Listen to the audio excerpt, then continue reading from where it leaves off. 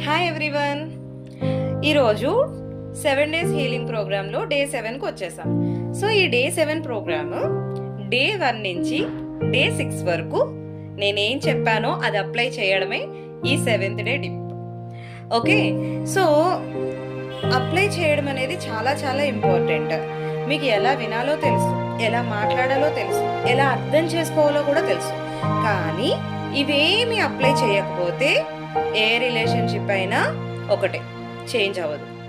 ఈ 7 డేస్ ఏదైతే చెప్పానో అది అప్లై చేసుకోవడమే మీకు మంచి హీలింగ్ ప్రోగ్రామ్ అన్నమాట. ఓకే, మరి ఫాలో అవుతారా? ఈ రోజు నుంచి స్టార్ట్ చేస్తారా?